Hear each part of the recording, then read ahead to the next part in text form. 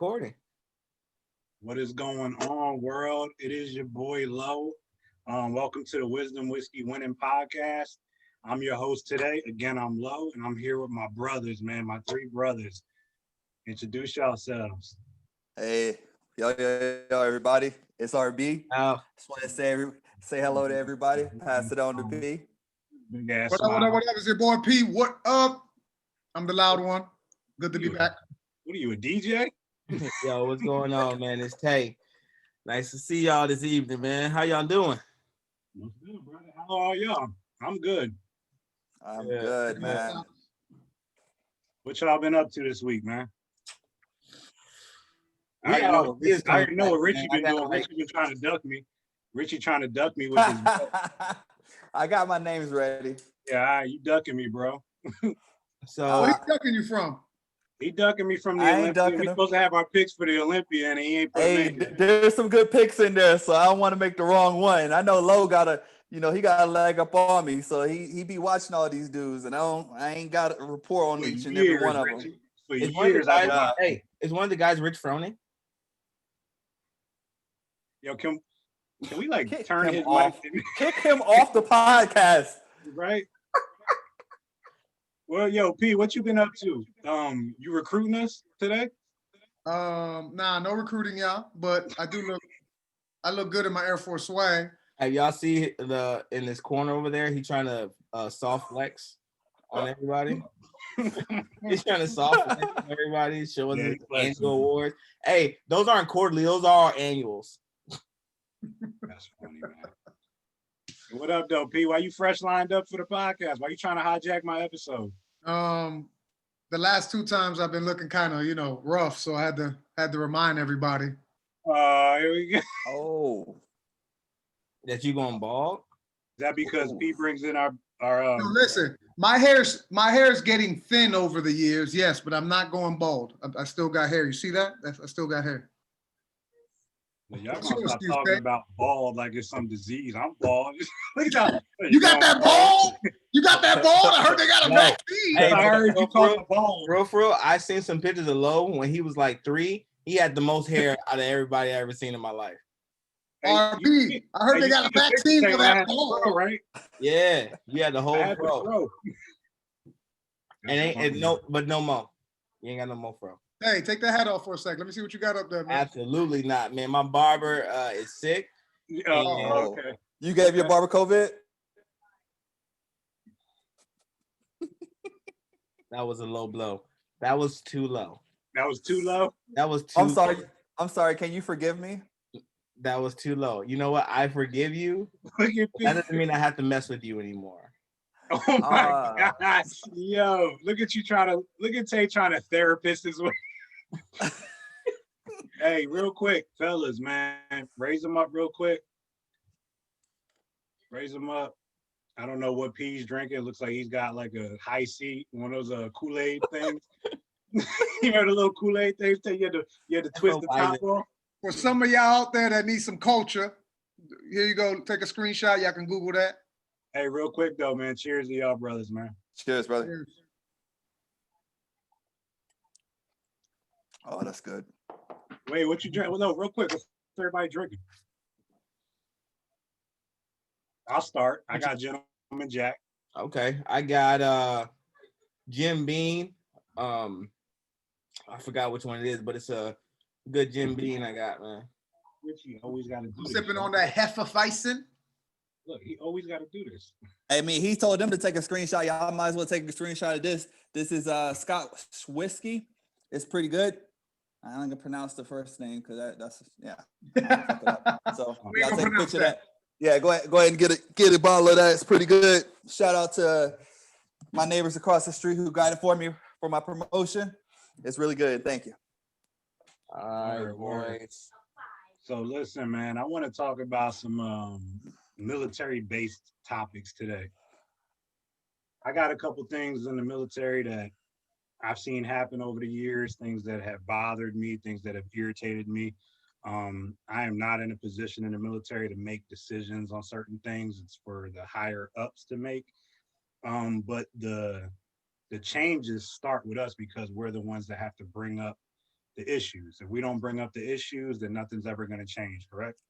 Fact. And Facts. and then we always have to preach that to our younger airmen, because we're not the young airmen anymore, but we also are a good middle ground voice for the young airmen and then the airmen that are above us. So the first thing I want to bring up to y'all, and I didn't want to speak on like something specific about it because it's too broad of a topic. I want to talk about, and I apologize to anyone that's not familiar with military terms or military things, but this will be a good episode for anybody to listen to. I want to talk about EPRs. And I want to get y'all take on them. We've all been in the military for 10 plus years, each one of us. So that is more than enough time to have assessed and have a true opinion on the EPR system. So I want honest opinions. Do you think the EPR system is a good system? And I'm talking about the one currently, and we could even talk about the one that was a couple years ago when it switched. And do you think it's necessary, or do you think it should be gone? Or if there's something else you want to add into that, please add it in. Whoever wants to jump in, please. P, what you got? You the oldest one here. Actually, RB's the oldest one, but okay. Yo, Tay, nah, hold up, Richie, I got your back, bro, because that was petty what he did. He threw up the alley-oop for P to dunk. I saw what you did, Tay. Leave my man Richie alone. I got you. I'm not the oldest one. P is older than me, but okay. Are y'all sure I'm the oldest one? Y'all both been in 20 plus years, so. How many plus years, Tech? Oof. I'm sorry. Okay, he got the joke. You know what? That was wrong. Hey, EPRs. No, Tay came with the fire today. I got it. I'm sorry. No. I'm not right. You know what? Hey, forgive me, guys. All right, so Just ain't gonna mess with you. hey, so since I've been here for a minute, right? I think the enlisted performance report, because whenever you're talking, acronyms, you got to make sure you mention that. No jab at low. What you call this? Nah, y'all know I'm messing around. I think it gets a lot of things right.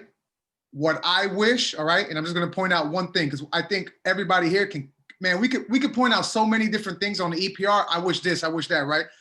I wish that when it went to a board or something like that, or when somebody was looking at it, that the name at the top wasn't there.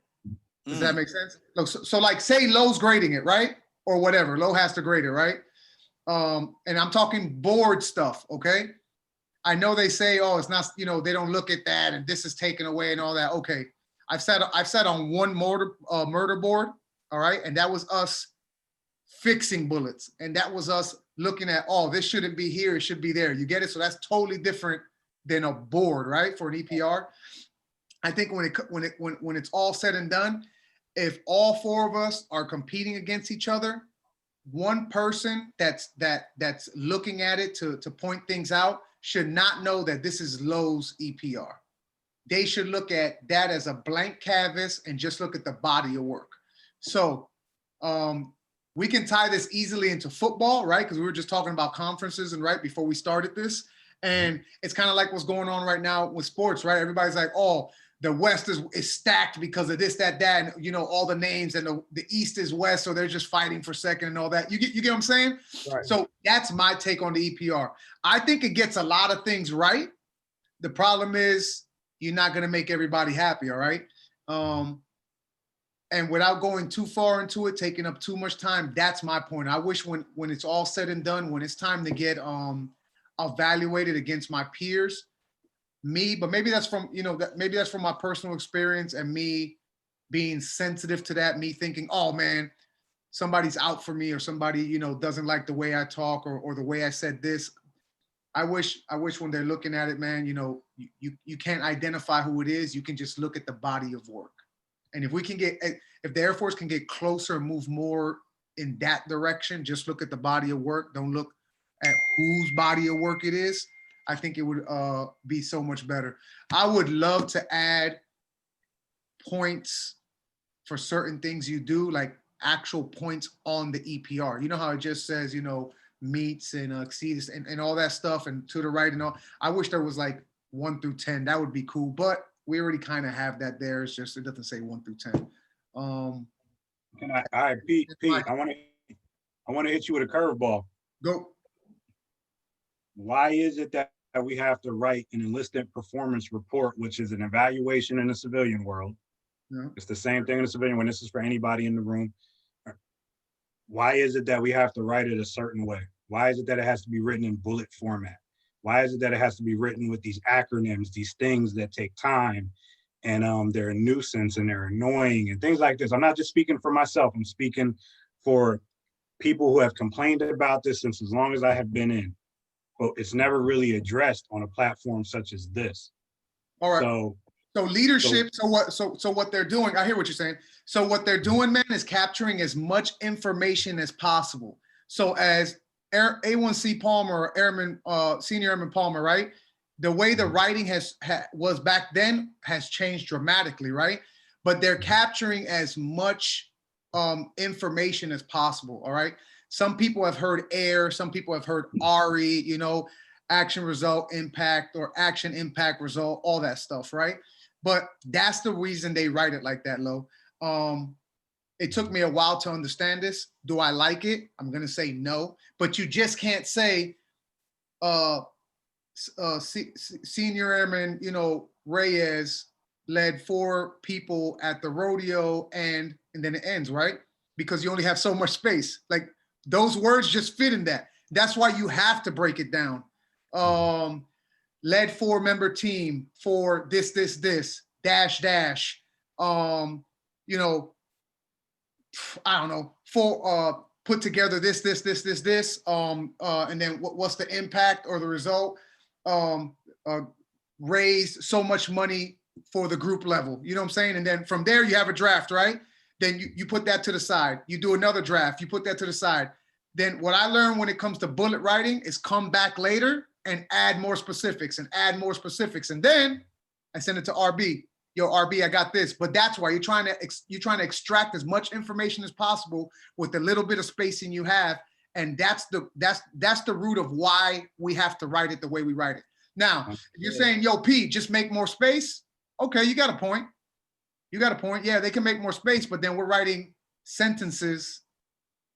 And you really, listen, when Richie put together the POW thing, do you think it would be fair to Richie and all his hard work, everything that he ran, getting all the pictures printed, making sure that the route was right, making sure that the security good, making sure that the comm, all the people that he orchestrated good to make sure the comm, you think that's fair to put in one sentence, Lo? And I don't mean it towards you, brother. You get it? Like I'm talking general, right?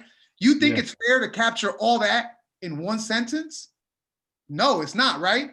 But we have to. So the way we have to is these little acronyms, / TRM, you know, all the acronyms for all the different words, coordinated, COOR, comma D. You get it? You have that's the only way we can capture everything Richie did for that POW run in one bullet. Because too many people are doing too much stuff. That's my take. You can move it to who you want.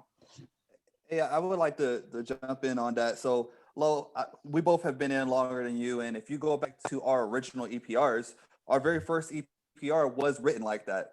It was actually written out, and if I could find it, I would definitely show it for proof. But that's how it was in the early 2000s and the late 90s, how they were doing it.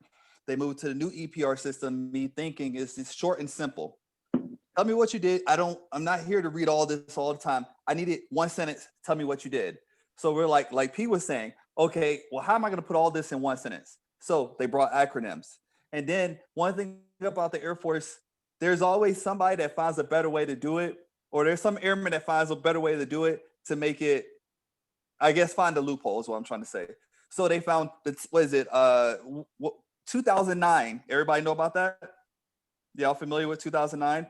Or you go on a Word document, you type in 2009 and you can cut it and it creates, you can make more space and cram more into a bullet. So throughout the evolution of bullet writing, you brought in acronyms.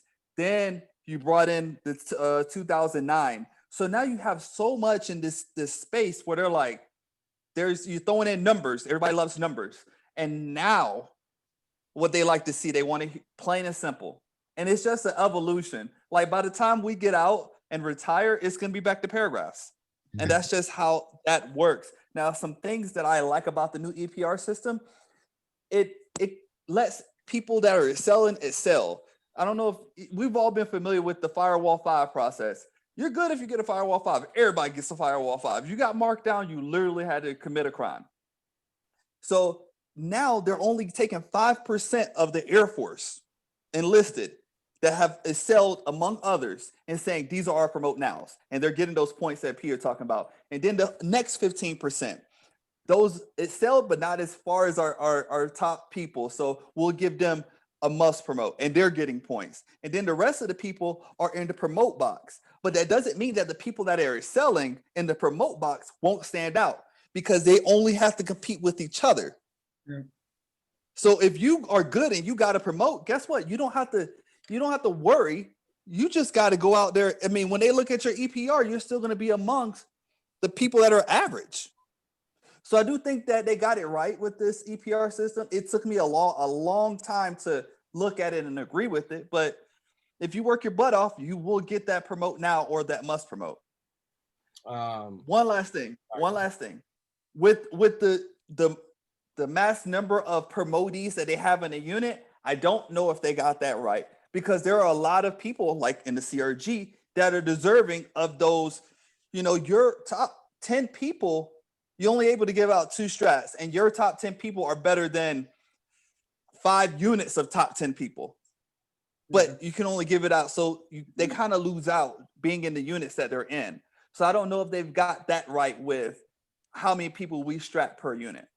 Back to you. Say, Richie, I think they got that part wrong 100%. Because you just said it. I'm not going to beat the dead horse.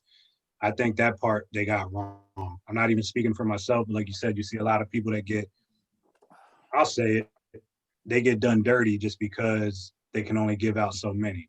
So you got these stars who, busted their ass just like the next person, but because I'll say it, a bullet was written better. They got this strat, right? Come on.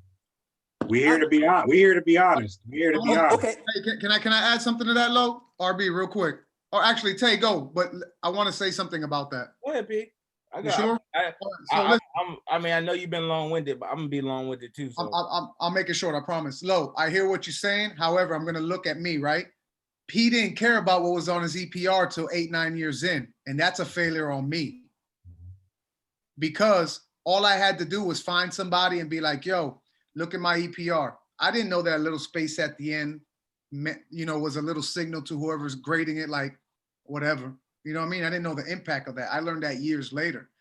And we got to look at if that product is a reflection of us and we care, because the Air Force is trying to reward the people that are working hard, excelling, and have bought into the Air Force business. You get it? Not all of us have what you call this, bought into the Air Force business like that, because we've met people in our career already. Me and you know the same people, right? That, man, they put a lot of work into their EPR, and they were our same ranks. I don't gotta say no names. We know those type of people, and it wasn't. I'm not speaking bad on them. That was good on them because they were where I am now years ago. So that means they were ahead of me. You know what I'm saying? Yeah. And so I'm looking at the personal. I should have cared sooner, but we all grow up the way we grow up. Go, Tay. go ahead, Richie. All right. Sorry, Tay. Another thing I wanted to add is bullet writing. It depends on who's reading the bullet. For those supervisors out there, they should know what their chief is looking for. They should be in these bullet writing conferences because every base should be having them in theory. Your bullet should be able to be read at different units. So if you're writing a cop bullet and this medical NCO doesn't understand what he did, your bullet isn't that gonna go that far. And understanding that, yes, in your eyes you wrote a good bullet, but like P said, throwing it to somebody else for them to see it is critical. Because if they can't understand it, that means when it gets up to the board, they're gonna be like, move on next. I don't even know what they're trying to say. And you gotta you gotta play the game, man. I learned a trick from somebody in recruiting. You gotta have somebody at the next level that has seen the bullets going up the chain. Like you ain't gotta be in the chief's pocket, but know somebody around them like, yo, this is what they're looking at. So you handle your level, it's written right? Make sure your chief and your commander, okay, that you make them happy. then you have it prepped for the next level because you just made your chief and your commander's life even better. Like, oh man, it's already ready for the next level. So I think that we spend a lot of time. First off, I agree with the EPR system. I love it. I do. I like it because it gives you an opportunity to be competitive. And one, me being a competitive person and then understanding the game. So if you don't understand how to play basketball, there's no way you can be competitive, right? If you don't understand how to play tennis, there's no way you can be competitive. A lot of people, and especially airmen that are coming up, young airmen that are coming up, they don't understand how to play the game. And I don't care where you are. People say, oh, the Air Force is this, Air Force is that. Man, you can go to the post office to get promoted. You have to play the game. You can be a lawyer to get promoted. You have to play the game. You can be wherever else you want to be in business or in anywhere else, in any other profession. You have to play the game in order to get recognized. So people who say that they don't want to play the game, cool. You just look like food to me because that's just going to mean I can easily surpass you because you don't want to play the game. Food. Got it. All right, cool. So because I understood how to play the game, and I understood what I needed to do. And like I did, like what with my co-host did, like y'all said, that y'all said y'all went to these seminars and y'all understood what people wanted and y'all understood how things were done. Now you're able to be competitive. And a lot of people just refuse, a lot of airmen refuse to play the game because of what previous leadership who failed to adapt. They failed to adapt to the way the Air Force is now because they liked the firewall fives in the past. They liked everybody getting, hey, we all should be equal.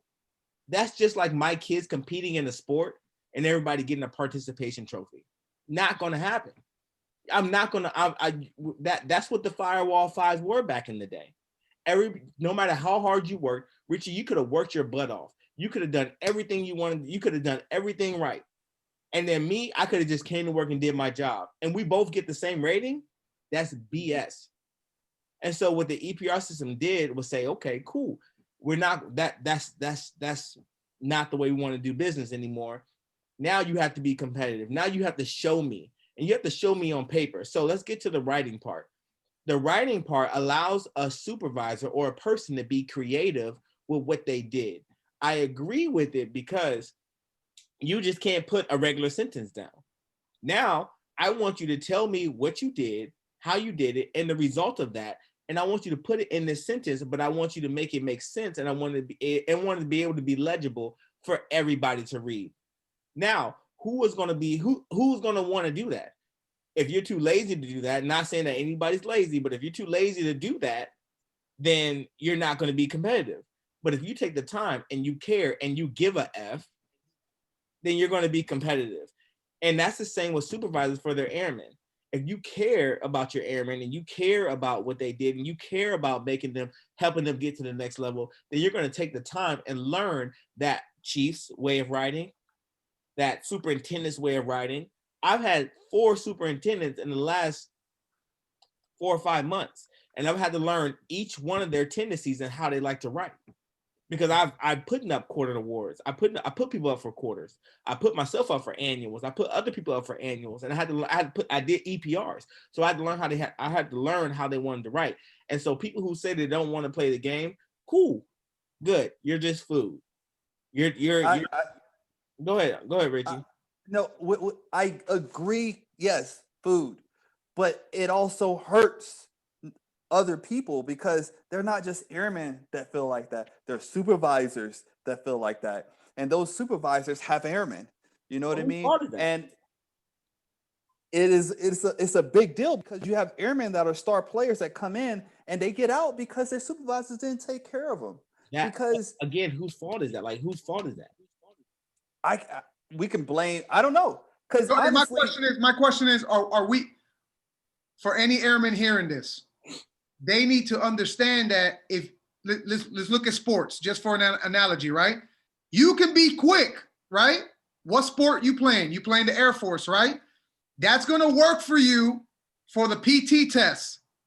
If you ain't a good rider, if you ain't looking sharp in your uniform, if you don't understand how to network, if you don't know how to shut up and color sometimes, if you don't know how to be the leader or be the follower sometimes, that's the whole sport that we play. Just because you played ball in high school and you killing it on the squadron's basketball team, that's just a little piece of playing this Air Force game. You get it? This podcast is just a little piece of what me and my boys are trying to do when it comes to podcasting. There's a whole bunch of other pieces that if we don't do right, being on time with each other to make this happen on Fridays, right? It doesn't work. So I think that's what Taylor's trying to say. I get that. Yeah, and You right. have to be competitive around the whole spectrum. It can't just be, and writing correctly, putting in for everything, staying active, finding out how to network. Come on, Richie, I suck at networking, right? But I want to address what Richie just said, because I understand that yes, it hurts the airmen. I understand that. But at the end of the day, airmen talk, right? So if I have an airman and I care about writing, let's just say P has an airman, he don't really care about writing, and that airman, those airmen over there are suffering. They talk. Hey man, look, like my supervisor doing this and this and that. My supervisor doing this and that. At the end of the day, whose career is it? It's your it's the airman's career. It's not my career. It's your career. So it's your job to go out and say, hey, man, this is not right. It sounds right. It sounds right what you're saying. But I literally have airmen that are brand new they don't get their first EPR till like their second year or something like that. But by the time they get their first EPR, they don't know what an EPR is. They don't. And by the time, because I have a young one right now, she just made staff sergeant. She's 21 years old. Haven't been in the game that long. Yeah. And let's say she's supervising, and this is not directing at her or anything like that, but I'm saying somebody at that level supervising somebody, and you're saying, yeah, it's their fault. But what about the airmen under them? You know what I mean? I understand what you're saying. And unfortunately, that person was raised wrong. And that's why I agree. And that's why we're here saying, and hopefully getting the message out to people, raise your freaking airmen right, so that way that they don't suffer, because there's nothing that us four can do. Like, honestly, man, it pisses me off to even think about that staff sergeant that you're talking about that doesn't even know how to write an EPR, didn't even know what one was.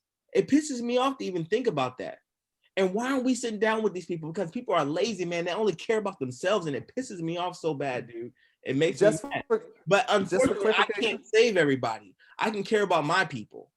I can care about my guys and anybody else that's in my reach. I can reach out to the left and to the right. I care about every other airman in that unit. And that's why I go out and I do the seminars and I talk about the EPRs and I talk about what these guys need to do. And every time I get a chance, and I disagree. Started podcasting my unit.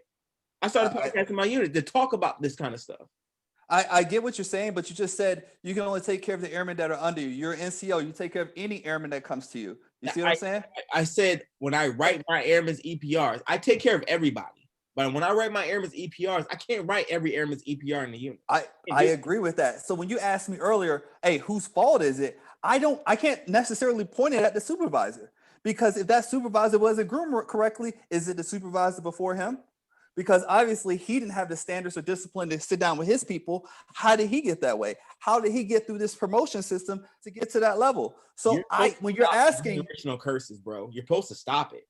I agree with generational curses and stopping it. However, to answer the question that you're talking about, I can't sit here and point at the airman and say, it's your career. You need to go tell Staff Sergeant so-and-so, Staff Sergeant Snuffy, you need to write my EPR better. Damn. Hey. Yeah. At the end of the day, you're supposed to, what are airmen supposed to care about? Hey, airmen supposed to care about learning the Air Force. They shouldn't be. And part of learning the Air Force, learn about their. No. They're not supposed to be learning about the EPR until they become a senior airman and go ALS. What? They're supposed to learn about their career and everything that has involved with it. When did they get taught the EPR? When did they get taught the EPR, Tay?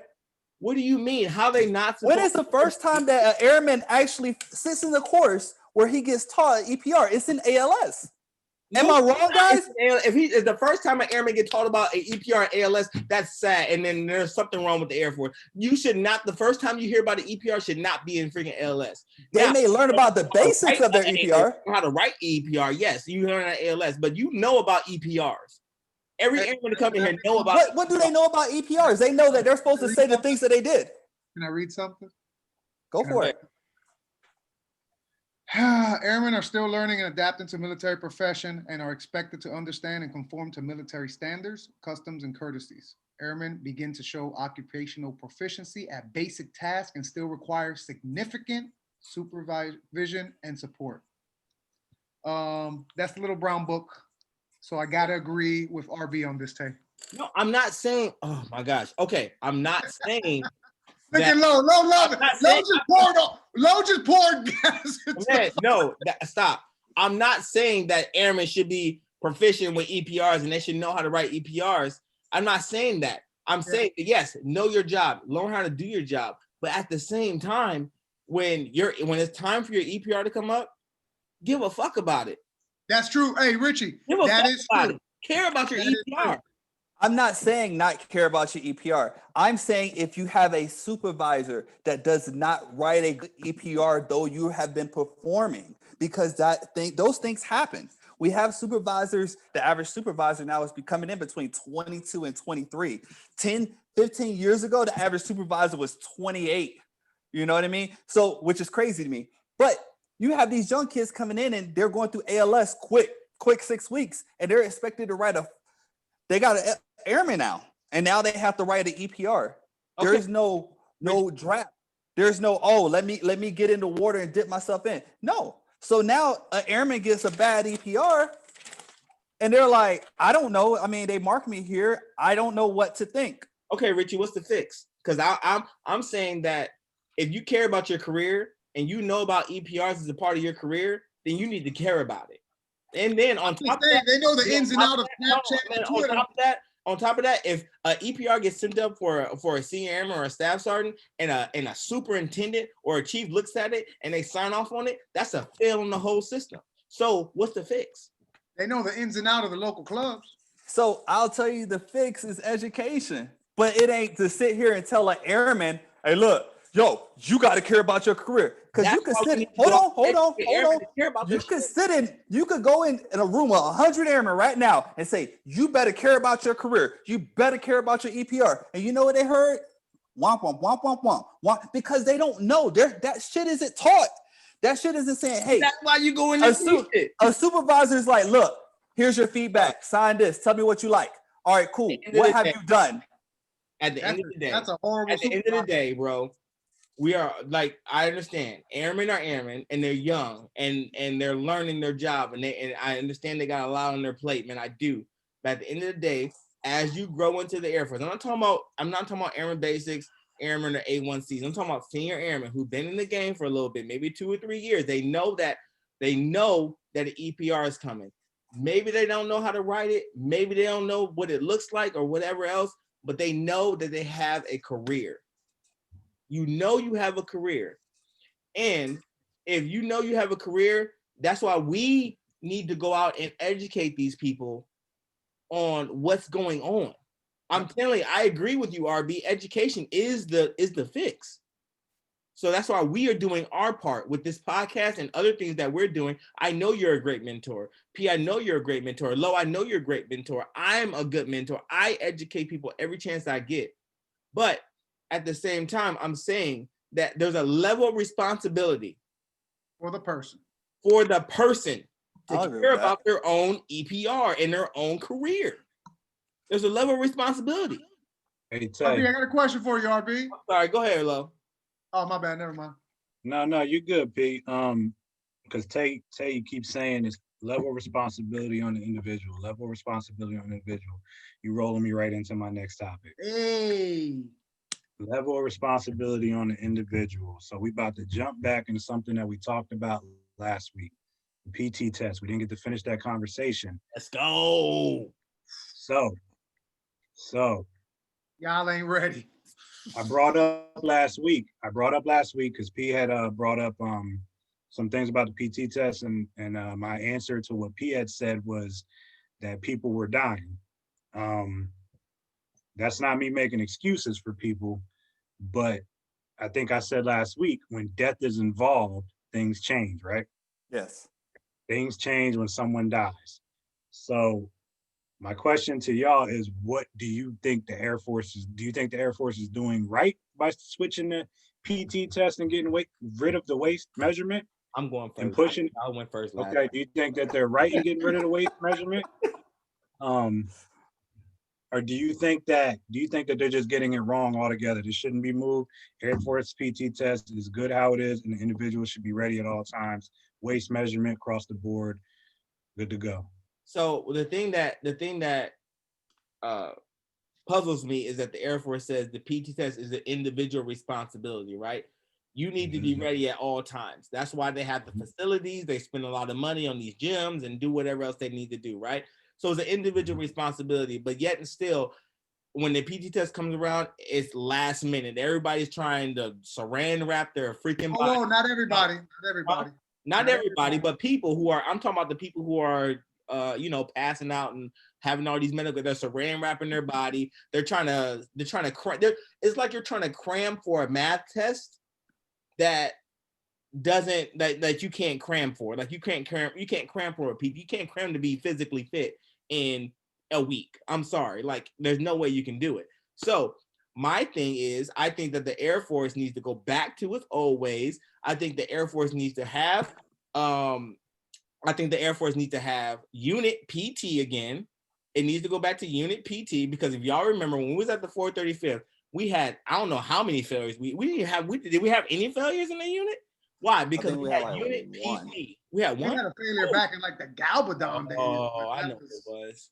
Yeah, you know who it was. I ain't gonna mention his name. I know who it was. God dog it, Richie. Why you even bring that up, man? I'm sorry. I'm petty. I want to know the name. No. Man. We had one failure. One failure in 4 years. We had one failure in 4 years. It needs to be back. It needs to stop being an individual responsibility. People work well in groups. People learn in groups. People are motivated when they work out in groups. And that's why all these other fitness workouts, Zumba, CrossFit, all this other stuff that happens, HIIT workouts, it's in groups because it works. It works. Like it doesn't matter. You don't have to be on the same level as me, but you're getting some type of fitness. You're getting some type of exercise. And as a commander or as a chief or as a supervisor, I can see that I can say, hey, when that person fails, hey, I seen him working out. I seen his effort. I seen how hard he was working. And it's not just like, oh, it was on the individual. Now, so it's so much like the Air Force wants people to be so independent, but it's not working. It's not working. And more, I'm sorry, you're starting to see people get larger and larger and larger in the Air Force. You're starting to see it, and it's maddening because, and people wonder, I hope I'm not saying nothing wrong. People wonder why we're like the laughing stock of the forces because you look at the Army, the Marines, they're all together doing PT. No matter what. Individuals, there's one team, like we all say one team, one fight. It's one team with them. We're a team. We're going to work out together. We're going to learn each other. I'm going to know your weaknesses. So when I see you picking up that Twinkie, I'm like, hey man, you didn't do good on that run last week. Maybe you need to put that down and pick up an apple or something like that. And maybe drink some water, some grapes. You know what I'm saying? Do something different. You know what I'm saying? Look at RB's face. I love it.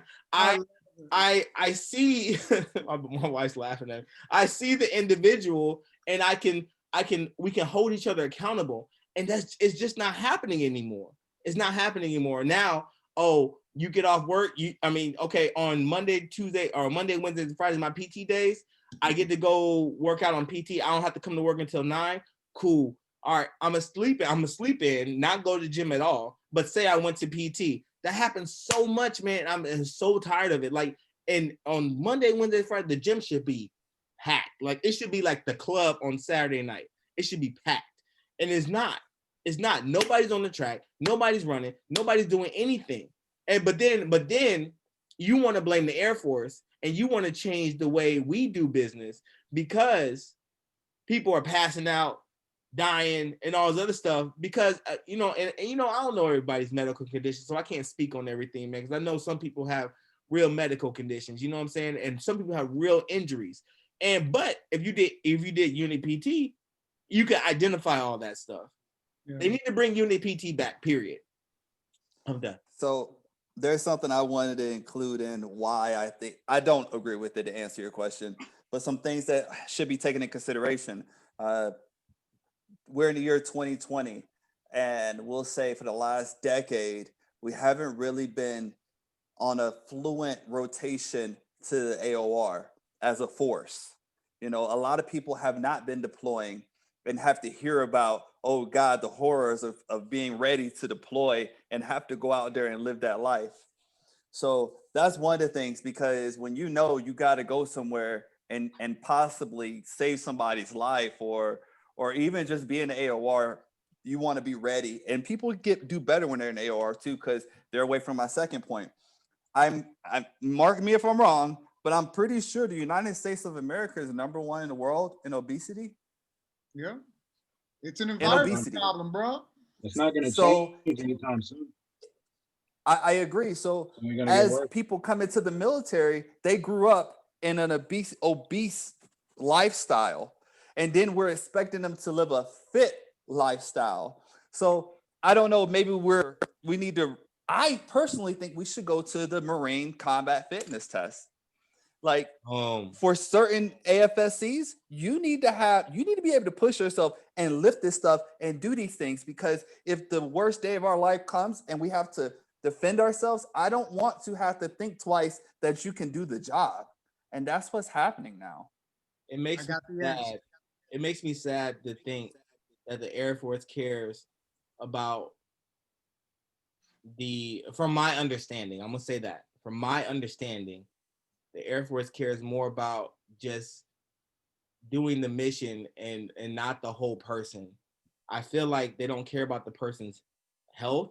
They're starting to care about the mental health now because they're seeing them more and more suicides, but the health, the physical health of people is not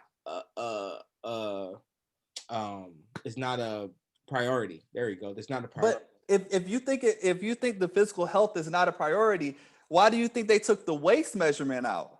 That's them taking care of the people's health. That's not taking care of the people's health. That's hindering. That's giving people an excuse. No, Richie, don't do that. Don't do that to me. That's giving people an excuse. Don't be trying to. How does that care about people's health, Richie? Don't do that, Richie. Don't you do that? To me. That's giving people an excuse. RB, how does that help? Sorry, Hey, Tay, let him. I'm sorry. Tay, let him. How does that help people? It goes back to what Lo was saying. People are dying to take a PT test. Preparing to take a PT test. So to take care of the people, to take care of the people politically, what they're doing is. Lo, don't move forward without me. Don't do that to me, Lo. No. I'm not gonna. But I'm just going back to what Richie just said. I'm not saying whether that's right or wrong. I'm just telling you what's happening. We all know. We all can see. We all got the internet. There was a major, rest in peace to her, that had passed away, and she was taking a PT test. They're doing studies that are showing. What happened when she did her PT test? Because see, Lo, you sitting here dropping water and hot oil, and you just watching it happen. What happened? What happened to her? You know the story? I don't know the entire story. I know that she had some kind of medical emergency and fell out. I don't want to speak ill because I don't know the 100% of the details. I don't want to. Again, like I said, rest in peace. She wasn't the only one. There were multiple people that have passed away in the last couple of years. Richie, you know this. Y'all know this, and they passed away from PT tests. I got Tay, before you go, I agree with you 110%. But what I think Richie and I are trying to say is that death is involved. It changes the whole entire scope. I'm not saying they're right, Tay. I'm not saying that. I'm not trying to advocate for them doing it and taking away from the waist measurement. I'm just letting you know, if you're doing something in your family, let's say you and your family are doing something, and God forbid some medical emergency happens to one of your family members, you're gonna look at what you're doing differently. Yes or no? Yes. Yes. This is real shit. You're gonna look at what you're doing differently. The Air Force views the entire Air Force as a family, right or wrong? Yes. Right. So something happened to our family members, so they're looking at what are we doing wrong. I'm not saying they're doing it wrong. I'm just telling you how they're looking at it. That's just the truth, man. Facts are facts. Yeah. So question. Go ahead. Now, somebody can Google it up, right? Okay. Before I get to my answers, you can hear me, Lo? Yeah, I can hear you. I was watching, Tay. Someone coming behind you. Uh-oh. So that's what I'm saying, Tay. Somebody had to do something. And you gotta think, when there's a death in the Air Force, they take a step back for everything. Can I ask the question though? How many deaths have there been in the Army? Army and Air Force, we can't compare. Yes, Two we different can branches. compare. Yes, we can compare. We can too compare. No, because Okay, Tay, in the airborne, because they do, listen, do unit PT together, and Tay, people are unprepared. In the Army, they're willing to sacrifice 10% of the people jumping out of airplanes before they cancel an exercise. That is in their recs. 10% of fatalities of the whole brigade jumping in before they'll say cancel exercise, not one body. In the Air Force, we look a little deeper into our people. Man, so we take care being of our soft. people. Oh my God. They're being Tay, P, because I think me and Richie are on the same page. So Tay and P, I have a question for both of y'all. Let's go back to 26. Let's go back to 24. Let's go back to 2013 and 2016 when we were all at the 435th at the same time. Let's just go back real quick. What do you think would have happened, God forbid, if a suicide happened in the unit at that time? Let's just think about it. Do you think the unit would have just kept pressing? No. They would have just kept pressing as, you know what? That individual was a one case scenario. That was a fluke. Let's just keep moving operations as normal. No, I think that one, they would have looked at or do you think they would have stopped and said, what the hell happened? What are we doing as a unit that caused it? No, I think they would look at the individual. I'm not saying that they, Tay. I'm sorry. Tay, please hear me, bro, because I'm with you. Yeah, I hope you know that I'm with you, but I am speaking from that devil's advocate mindset because we all know the four of us think alike, but we ain't just speaking to us. We speaking to a bunch of people, and there's a bunch of people that feel how I'm trying to echo how a lot of people feel. You get what I'm saying? There's a lot of people that feel, hey, we got to take a step back. Lo, I got the answer. Go ahead, P, my bad. Keith Bass, I hope you get a chance to listen to this. If we are in the race, okay, I hope we look at from the Air Force standpoint that we put something in its place. With that being said, all right, MAW, maximum allowed weight. Everybody here knows the weight they had to be in before they came in. If we're gonna play this little game, PT's too hard. All I do is type all day. All I do is serve food. I'm non-essential. I'm gone at 4:30. I don't deploy. Cool. All those career fields, I hear you, baby. I understand. I feel you. I feel your pain. But guess what then? MAW, maximum allowable weight. Give me 1 second. I got it right here.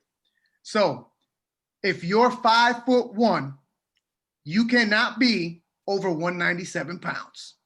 If you are 5 foot even, all right, you can't be over 141 pounds. So my curveball back. What's this? I don't like that though, B. I don't like that. Wait. Why not? No push-ups, no running, none of that. Well, let me you put it on you join the Air Force to use the brain power. I ain't here to be fighting nothing crazy, right? Because that's where I feel we're going with this, Lo. You get what I'm saying? So yeah.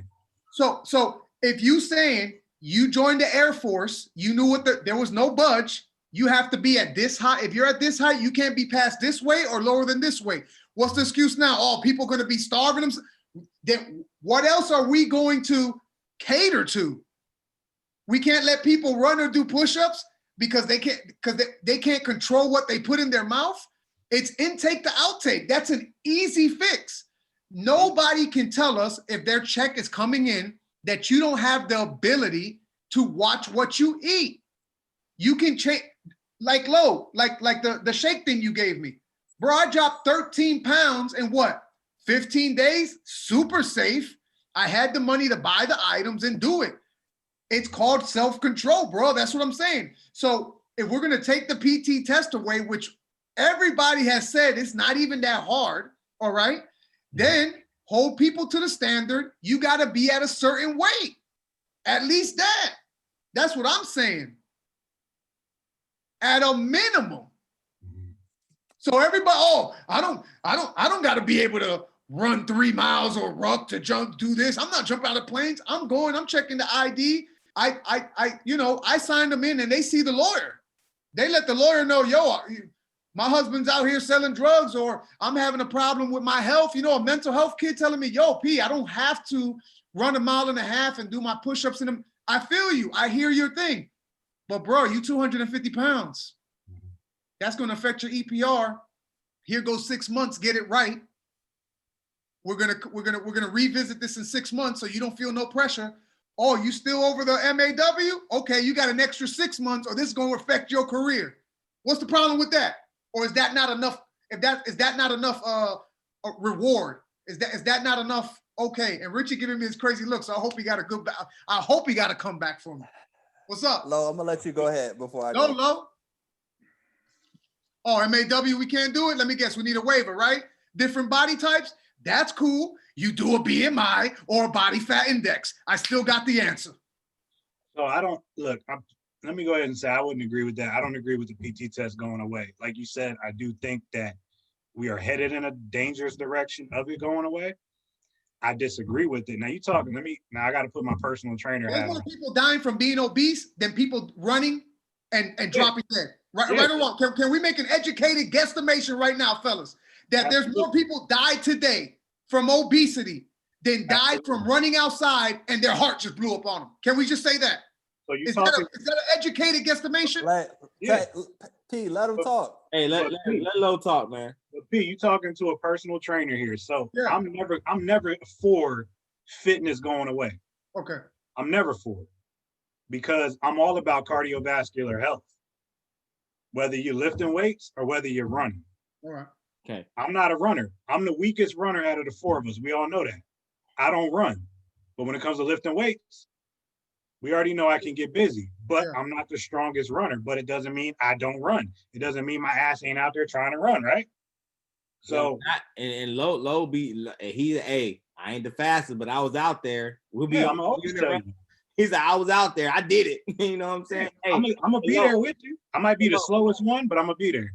To answer your question about mental health, and about the suicides in the unit, I kind of want to go back because my wife, she brought up a good point when we were talking about this. Yeah. Is that if we had unit PT again and people were actually getting fit, and put your personal trainer hat on for a minute. People come to you and they want to get fit, not only for their physical appearance, but because they're what? What else? Mental. They're mental. Their mental health. If people were getting fit and having unit PT and people holding them accountable, and we taught people how to hold people accountable, not like, hey, you piece of, like not back in the 80s, you piece of, you know what I mean, get running. No, that's not holding people accountable. That holding people accountable is letting someone know that they did well, but they can do better. Hey man, I see you working hard, man, but we need to start changing your diet.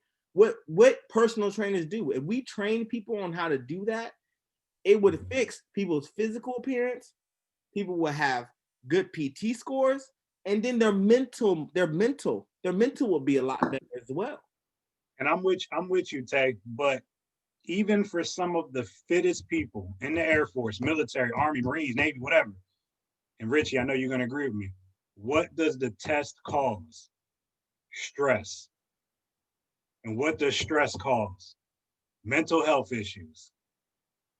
I'm just saying, it does. We always see people that get test anxiety, whether it's a written or it's a physical, right? That's part of it. I'm not saying the PT test got to go away. I'm just saying, I know that. So there was an article that came out where the Air Force is looking at throwing away the test, right? I don't know if any of y'all read this article. They're looking at getting rid of the test and doing something that's more of a monthly thing where you do like a monthly accountability. I don't know if it's going to work or not. I'm just telling you what's in the article.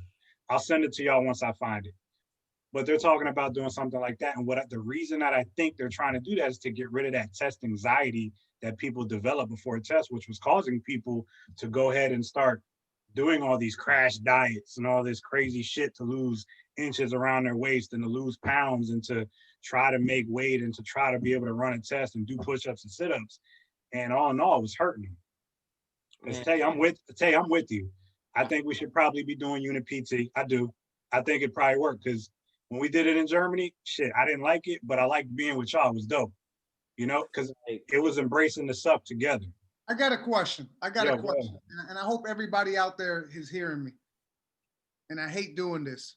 I've never felt nervous or anxiety about the PT test. All right. But that's you, So, P. yeah, that's what I'm saying. That's what I'm saying. And the Air Force loves to look for people that excel and be like, what are you doing right? So we can give it to the rest of the force. Or, hey, what are you doing to be successful, right? And give it to the rest of the force. And all they do is give it as information, right? But when one person comes and says, this is why I'm failing, they change standard. Ain't that wrong, Lo? Because that's what you're trying to say. I get it, Lo. You're telling me, yo, P, we got somebody dead. Boom, I hear you. Rest in peace.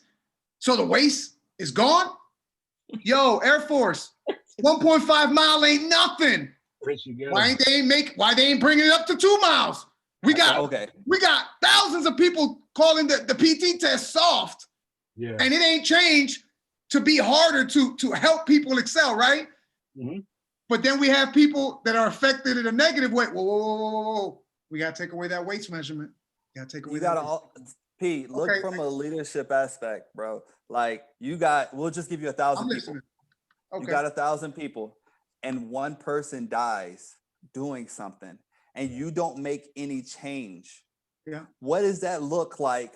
What is, it's like, oh, well, he died. We don't care. We're going to move on with press Charlie Mike, continue mission. Like, that's not how we work. If something happens to somebody, flag officers at that level have to sit there and be like, well, we have to do something to say we did something. Now, will the waste come back eventually? Depends on who's in that position.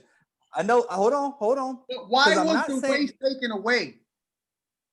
We already covered that. That was first 5 minutes. People were dying. People were dying. Because what I'm saying waste?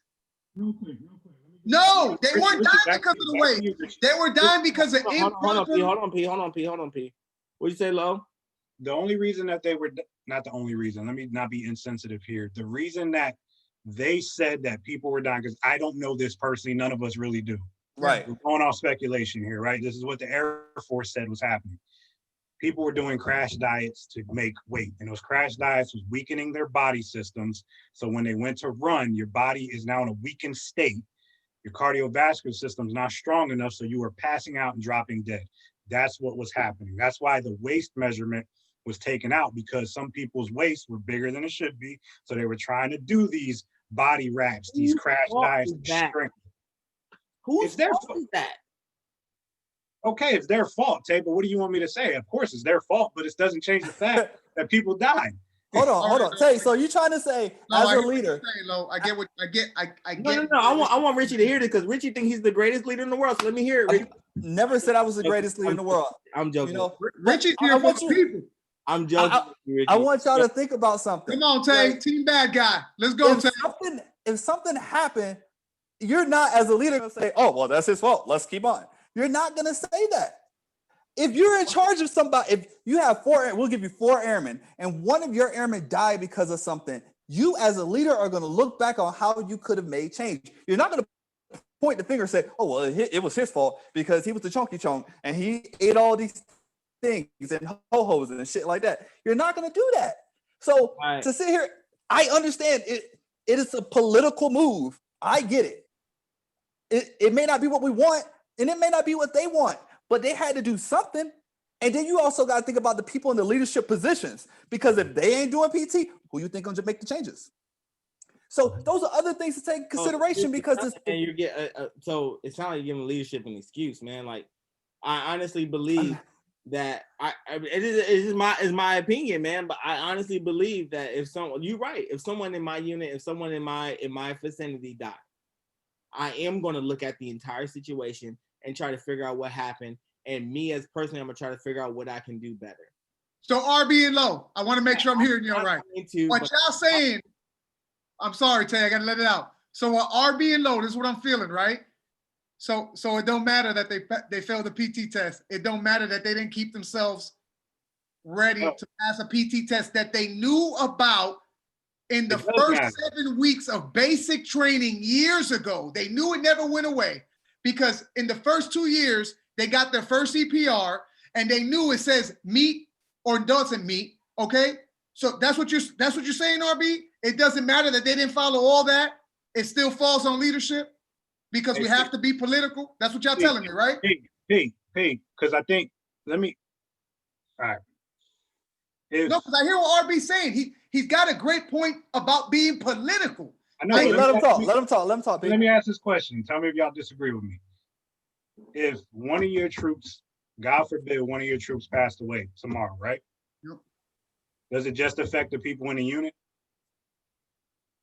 Or does it affect their family? It's because it goes up the chain of command. No, that's not what I'm asking. Does it affect their family? Oh, of course. Yeah, of course it does. Now, us as military members cannot sue the Air Force, correct? Correct. But who can? They can, but so my thing is, man, I'm not saying that they were right.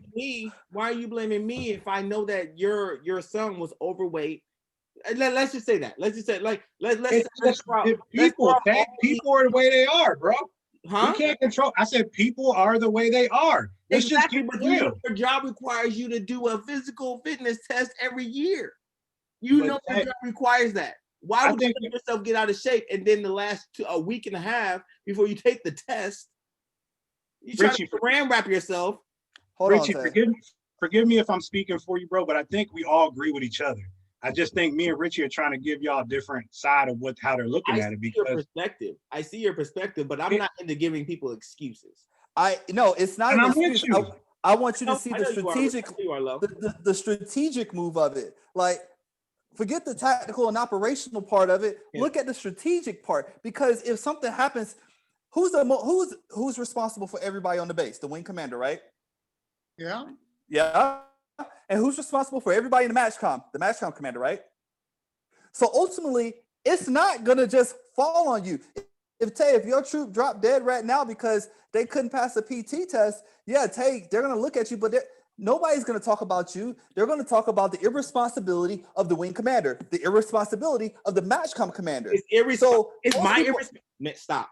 I can't do that. I can't. I'm being honest. I can't go there with you, Ricky. I'm irresponsible. I'm an irresponsible wing commander because your person was fat and decided to surrender themselves out and die. Do they talk? Let's talk about the news. Who do they talk to? They don't talk to you. They don't talk to the chief. They don't talk to the squadron commander. They talk to the wing commander. Right. Hey, real quick, let me just throw this in there. And that's why I can't stand media, and that's why I can't stand politics. That's why I don't get involved in it.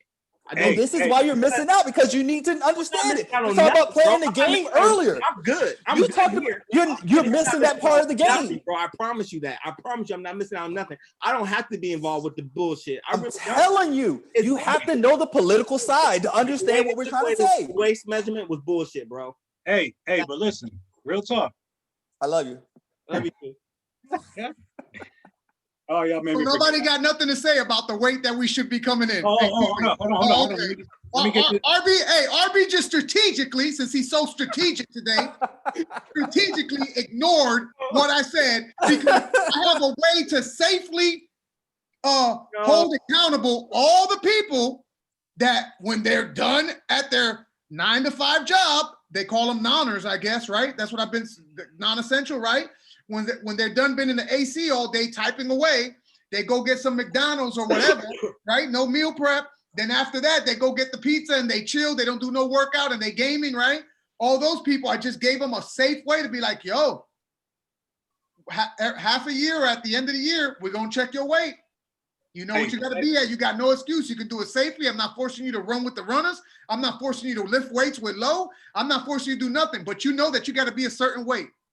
Hey, but let's stop. We got to make sure that we're being responsible with our platform real quick, y'all. Yeah. Let's not make it seem like it's just people who are obese. Okay. Because it is people who are just not physically fit. Right. And that doesn't necessarily mean obese. Physically fit doesn't mean. I apologize for being insensitive. Yeah.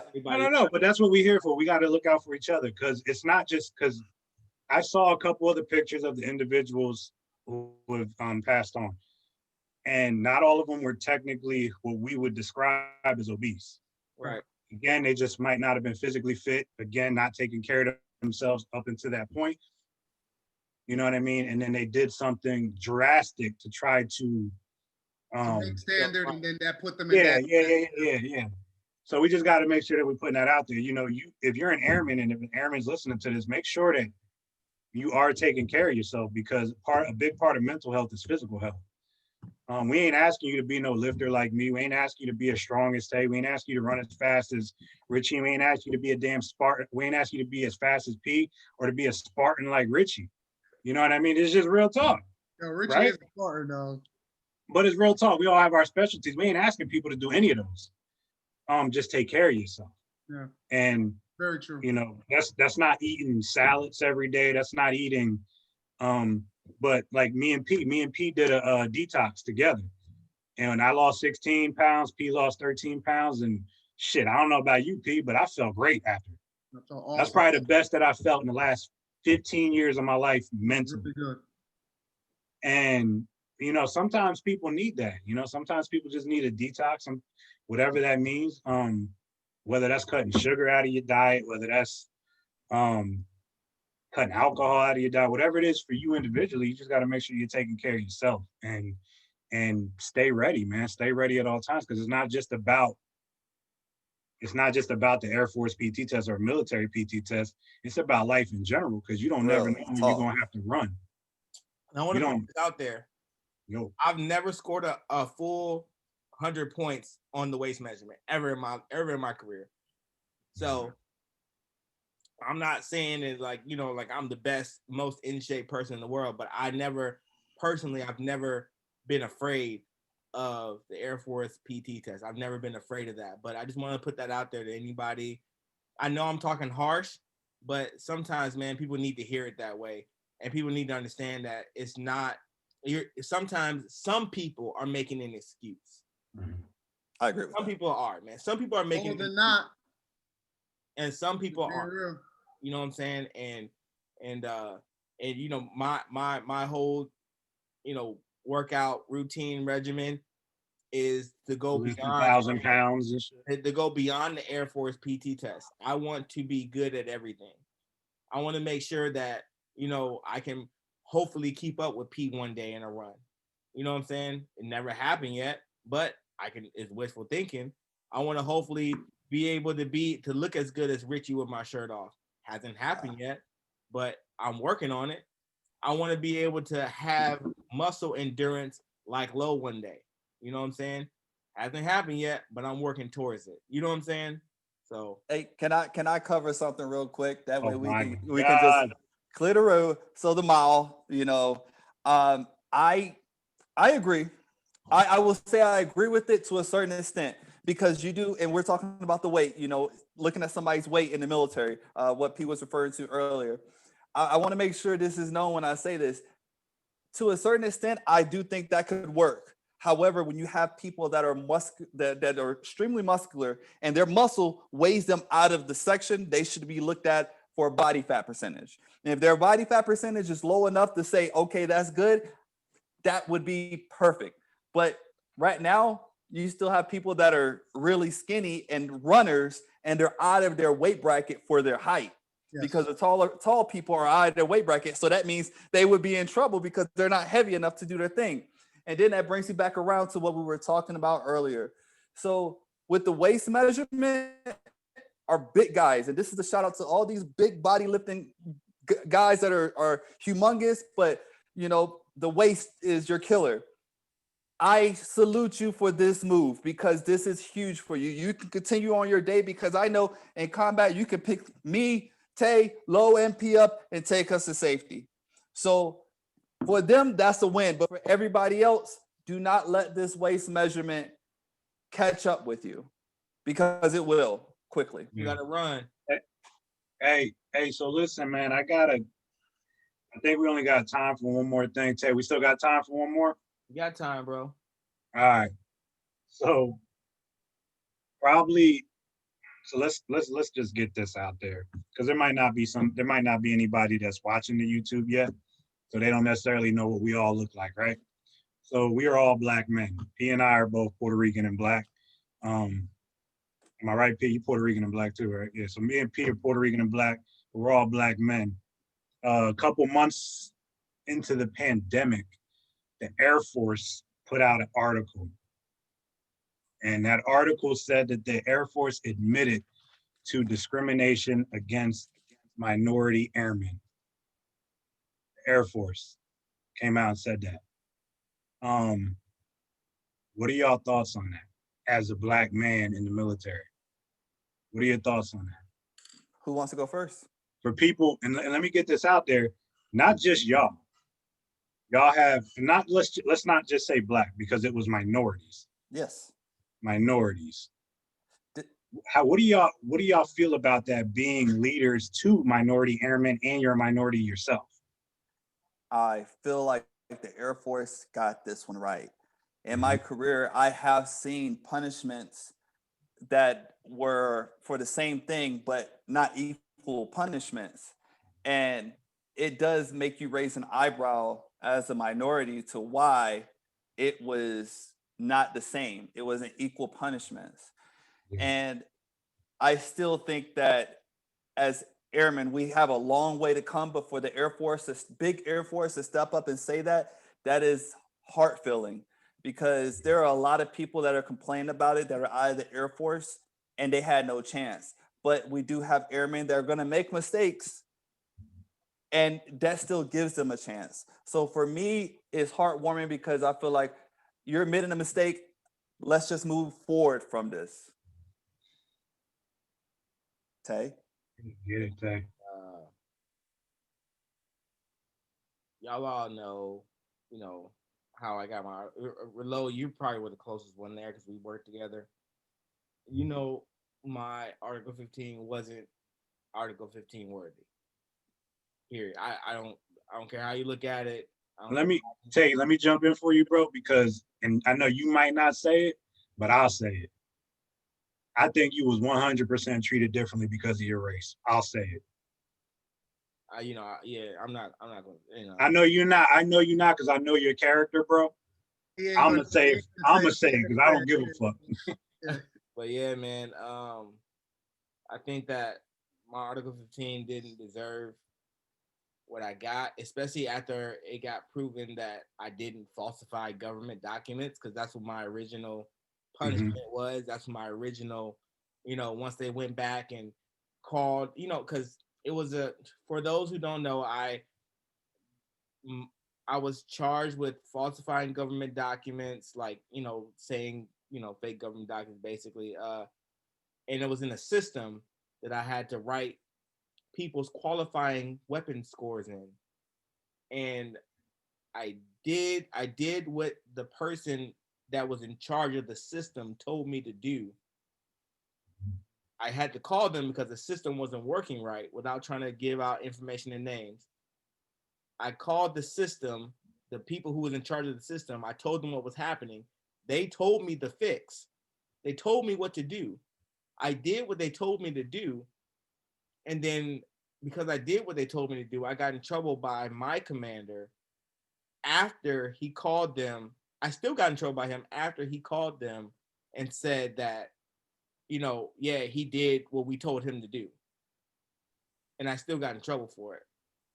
So I think that, the Air Force is admitting to something. I think that it I think it probably is a good thing to admit to. I think that minorities may get judged inappropriately at times when for maybe a similar offense that maybe a white person does. It, I don't know, man. I'm trying to be politically correct, but I think that the Air Force is on to something. I think that they need to look at that and maybe understand, culture, different cultures. I think they need to understand, and they look at the person. I think they need to look at the whole story instead of, maybe seeing color. And I think that more minority leaders in position could help out with this problem. Like we talked about earlier, I have a Black commander, I have a Black shirt, I have a Black S3 superintendent. You know what I mean? I have a Black or Mexican S4 superintendent now, and you can kind of see how Change. the change is happening, but everybody's treated the same. If that makes sense. So I don't know, man. I'm done with that. But go ahead, P. Hey, Pete, before you go, I just want to let the listeners know this was the title of the article. You ready? Go. Air Force punished Black Airmen more, reports say, and covered it up. Yeah. I 100%. I 100% believe that happened. Mm-hmm. I'm not gonna be politically correct. We've all seen it right here in this room. We all seen it. If Yeah. I'm lying, I'm flying and I'm sitting down. All right. So with that said, I don't want us because you guys know, I don't really use the whole Afro Latino thing. You know, Jackie gets mad at me, my sister, right? It's not that I'm not proud. It's just that I don't let that define me. I think all three of y'all know what I mean by I say that. We've had this conversation many a times, all right? Yeah. I don't use the word privilege or none of that nonsense, right? But I'm not ignorant to what has happened around me or what I've seen. But I am gonna say this because all three of y'all have hit some really good points. It's a beautiful transition that I feel blessed to see because RB said it, man. He's like, some people didn't have a voice or even see a light at the end of the tunnel. And I hope all four of us see that blessing, y'all, okay? I'm not saying be like, oh, that's good enough. No, that's not what I'm saying. What I'm saying is it's a beautiful thing that all four of us can come on this. So, you know, a platform like this, talk about this. And I think we're going to say 105% be sure there's not going to be no repercussions because we're just talking about it. And y'all know damn well we couldn't do that years ago, okay? So I just want to talk about the positive, all right? I think it's a beautiful thing. I think they're moving forward. Lo, if you're asking me, am I mad? Hell yeah, I'm mad about that. Of course, all right? Of course. But then we can start going down this spiral, you know what I mean? Of this could have happened, that could have happened, me and Lo getting the benefit of the doubt. I think me and Tay had a long conversation about benefit of the doubt, all right? Because we're lighter, right? And they can look at us like, okay. You get what I mean, Lo? You get what I'm saying, RB, by that? All right. I want to look at the real positive prospect. I don't want to cause no crazy uproar. Yes, if you're asking me what do I think, 100% I agree with the article. 100% the Air Force did the right thing in saying that happened. We messed up. We're owning it. How do we move forward? Now let's move forward. Hey, Just so y'all know, one little engine at our base, we created a diversity team that looks at issues like that, especially with the city of Great Falls, because there's not a huge African American or Hispanic American or any type of color footprint here. So this group has helped build the base to show our equality better, and also talk outside to the mayor to see what kind of changes we can do to make it welcoming to people other than Great Falls people or Montanians that live here. So I got a question for y'all, because I've seen this with some younger airmen. I've seen this in the civilian sector. So I want to ask y'all, when y'all were young airmen, real quick, it's still tying into the question of what I just asked about, or the topic that we're talking about. Was there ever a point in your career, because there was one in mine, there was a point in my career, so I'll go after I ask, where you felt you had to conform to the people around you that didn't necessarily look like you? Hell yeah. Because you wanted to fit in. Hell yeah. I don't know if I would call it fit in or just get the job done. I know, yes, there's a lot of rooms that I walk in and I feel extremely uncomfortable, and I have to carry a type of way because of the judgment that I'm going to get. Richie, the question that I'm asking directly, I want to ask it directly so there's no confusion to the younger people listening or anyone listening, because this is a term used on social media. Do you feel like you had to tone down your Blackness to fit Absolutely. in? Okay, that's what Absolutely, I want to. because No, it's a real question. It's a real question. The toneness of being loud, having slang, the way I carry myself, anything to the appearance of me is already judged before I walk in the room. So as a leader, as I started to move up in the ranks and as a leader walking in speaking for people below me, I have to make sure the room can hear me and not already drown me out by the time I walk in. Now, people are already, you know, you get the term the token God because there's not that many of us in certain rooms like that, because we've all been privileged to be in rooms where we're the only one in there. And you know, if you come off, you're not just representing yourself. You're representing some airman that's going to one day be in your position, and they're going to think about you. So yes, I've had to tone down my blackness, but it didn't change the way I was, because the way I articulate myself, because a lot of people say, oh, well, you talk really proper. I almost cussed right then. I'm not talking I'm talking the way I should be talking. Just because when I'm at home, I use a little slang or anything like that, don't mean I can't switch it up when I get in this room. Don't judge me because of where I came from. Judge me because of the man I'm standing here in your face right now. And those are a lot of things where you have to tone down the attitude, because they already expect you to be aggressive. And I haven't even talked about our sisters. You know what I mean? Because it's 10 times harder than it is for us.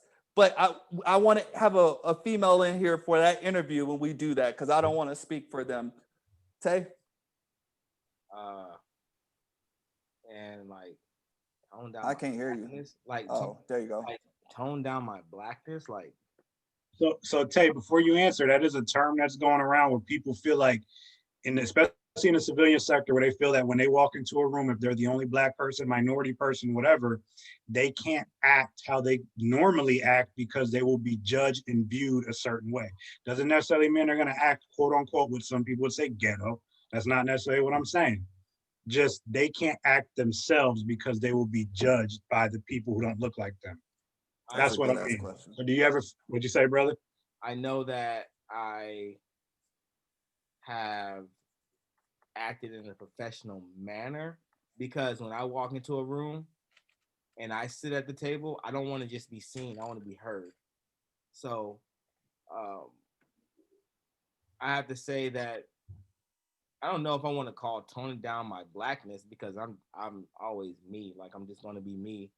You know what I mean? And I mean, I'm black. I don't know how else to say it. You know what I mean? Maybe if I had a little bit more kind of like, because I don't really act. You know what I mean? Like, we don't really act. Yeah, I mean, because in my personal life, when I'm chilling with y'all, I know what you're trying to say, Tay, but I'm in the house with y'all.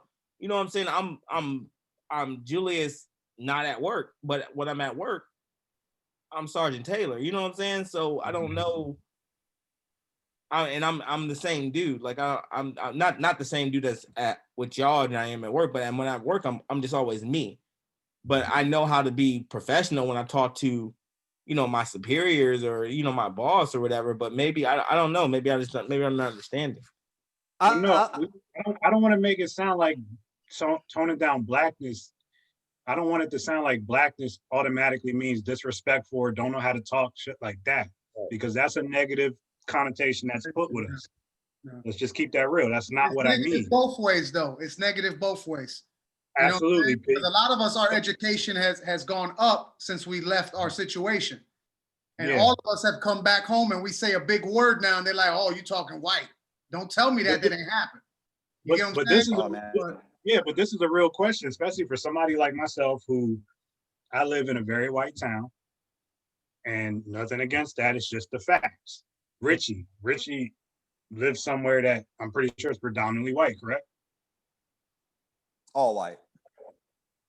So that's all I'm saying is just at some point in your life, did you feel like you had to turn that down to fit in with the people that didn't look like you? That's all. Because you felt you might have got judged for being something you're not.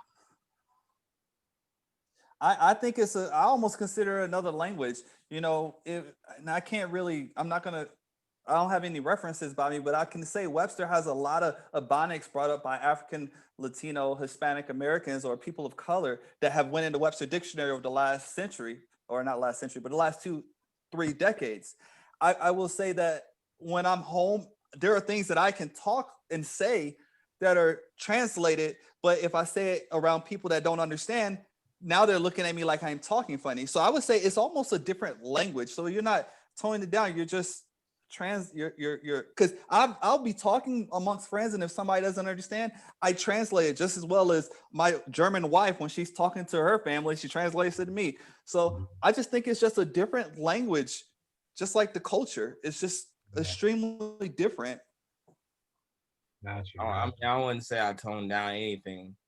I just say that I, like Richie said, I just speak a different language when I need to talk business. I don't think that a country, let's just, so we're talking about a country white boy from Alabama, I don't think that he's going to talk the way he would talk in front of his people, you know what I mean, in front of his family in a commander's call meeting where he's like the MC, you know what I'm saying?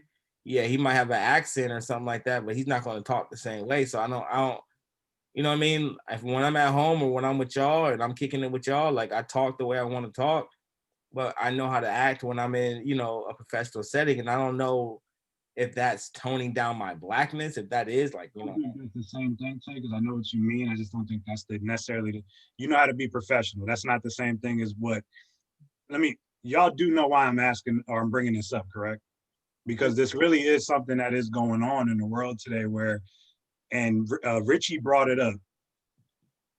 It is a lot more women, Black women, that feel this way more than anybody. They feel like they have to tone down their blackness. And we've seen it, guys, that the military, hell, society's just getting with the fact, and I don't want to speak because I'm not a Black woman, with Black women hair. Yeah. They're just getting with the times. Come on, y'all. We all seen it. They're just getting with the times, knowing that Black women have different texture hair. Come on. So yes, there's a lot of people that feel that they have to tone down their blackness to fit in with the people that don't look like them. That's the reason I bring it up, because we all have younger airmen under us who are of minority, and they might feel that way. Yeah. So being able to communicate with them, you know what I mean? Right. It's not necessarily for us, but it's for us to understand it, especially if one of your airmen comes to you and says, hey, I feel like I can't be myself because of this. What do you say? I mean, I try to put them on, I try to educate them, like, you could still be you, but try to be not a better version of you, but try to be know your professional life and your personal life. They shouldn't cross. You shouldn't try to bring your personal life into your professional life. You know what I mean? Like it doesn't really mix well either at all. Like I had to learn that as a young airman. Me trying to be who I was, when I was a civilian, that didn't translate well to who I was as a young airman or, even a NCO. So, I mean, I try to just put them up on game. Like, yo, like you need to, I agree with Tay. And I'll translate that to look at the, I'll just focus on the commanders. All the commanders, they have some type of education when they talk or they're talking amongst each other. It's all the same way. When they're talking to their airmen, right, it's always the same way. So I just think it's a different language. Now, if they go home and they turn up, get loose, let's do whatever, two-step boogie or whatever, it doesn't matter because they're at home, they're in their environment. So I guess in this environment, what we are making is, our own language, and it's slowly transforming as we, as this Air Force evolves. Yeah. Hey, Lo. So I want to say, I hear what you're talking about. I just don't know how to project your question for a good answer for me. I will say this in retrospect to answer your question. Okay. I got to say I've been blessed my whole career to be around a bunch of people that always let me be who I was. To tie into what RB and Tay just said, they would pull me to the side and be like, yo, we love the energy. We love the loudness. We love the calling people out. You got to take all the cuss words out. Does that make, and Lo, I'm not saying that to shut the door on what you're talking about, because what you're talking about is real. I understand, right? I just don't know how to articulate right now. So excuse if I don't answer it fully, right? So FE, I was allowed to be me, man. Sergeant Woody hooked me up. Sergeant Mays looked out for me, all right? I just think that we need to teach our young Black kids, young boys and men need to teach these kids, and women need to teach the young ladies how to transition from where they come from and learn how to be, and it's about growth, right? So it's learn how to grow. We need to teach them how to grow in that aspect and teach them how to be better in certain things, and not, they don't have to be, they they don't have to be where who they was when they were civilians. And because I'm assuming we're talking about airmen, correct? Because Well, because I know we way past time, and I don't Way want past time. yeah, and I don't want to keep dragging it, so we got to push it to my next episode or whatever. I just want to make sure, because I don't want to be irresponsible with my platform. 2.0. I want to make sure everybody understands where I'm coming from. I'm not saying that turning down blackness equates to how you used to be when you were younger or where you came from, quote unquote. You get what I'm saying? Mhm. There are just real issues with people who look at you different because of the color of your skin, and you have to act different. And I'll say it, since I'll address the elephant in the room, that quote unquote, you have to act the race that you're around. Okay. That's what I mean when I say that. I'm not saying curse words. That's just ignorant. That's just, if you're just over there cursing, doing crazy shit, all right, that's just you not thinking. We're not talking about that. I'm talking about people that when they go to a job or they're around a bunch of people, they feel like they're uncomfortable there because no one looks like them. They're shit like that. So they can't necessarily be themselves or even try to get to know these people because of how they feel they're being looked at. That's what I'm trying to say. Do you think that's a society thing, Lo? 100%. I think it's definitely. So listen, me as a young P, I'm sorry it's going so long, Tay. no, listen, I never got taught about slacks and wear a belt and tuck my shirt in, right? And I'm at an interview rocking my FUBU back in the day with some baggy pants and I don't get the job. Is it P's fault or is it the job interviewer's fault for not picking the loud kid that showed up without his resume, just like, what's up, I'm here for the job? You know what I'm saying? We got to look at both sides. Absolutely. I don't think it's all about toning down blackness. You know what I'm saying? I think it's more about, but y'all know I do a lot of that now, this version of P, this P with a lot of time under his belt, right? I look at this a lot of now what I can control. And Lo, once again, I hear what you're saying, brother. I 100% hear you, bro. I know, I've seen it. It's just, man, I guess for us, man, a lot of us have been in a position where I know all of us have had that leadership that let Richie be Richie, or let Tay be Tay, or let you be you, Lo. You know what I'm saying? I know it's happened. You feel me? And I know what you're getting at. Yo, P, it's not like that everywhere. 150%. It's just, it's hard to articulate that. You know what I'm saying? It's hard to be like, man, I know what he's talking about, but at the same time, it's like, what do you mean? I can't show up in my Jabos and my J's and everybody's not wearing J's. That's why I got to turn down my, you know what I'm saying? Or everybody doesn't know that Nas dropped this album 20 years ago and it's a classic and everybody should know it from the beginning. You get where I'm trying to come from, Lo? That's what I mean. There's just so much that encompasses that thinking, man, that is just, we need a part two. We need to do a little bit of homework and come right back into this. This is a great second podcast. It's a great subject. Like Richie said, I want to have a guest on that can relate to that. Oh yeah, and for the women part, we can't talk on that. We need them for that. We shouldn't even be, you know what I'm saying? To be honest. We can't speak for them. Never. I'm satisfied, man. P hit it on the head. Like, I can't wait for part two. There's so much more we can dig into this. Word, man. Look, I hope y'all really enjoyed this podcast. This definitely got a little heated at some times, but this was a podcast. We all brothers and we love each other. This was a podcast that was needed, not just for us, but for the people listening. I hope a bunch of people listen to this and take what we were saying, take what Tay was saying, take what Richie was saying, and take what P was saying, and they learn something, and you can use it in your work center, use it in your life, use it just in general. I really hope y'all enjoyed it, because I had a blast, especially watching Tay and Richie. But yeah, man, that was it. And like I said, man, I just really need y'all to get on Richie's ass so he stops ducking me. Oh my God, dude! I'm gonna send you. Richie, let's go.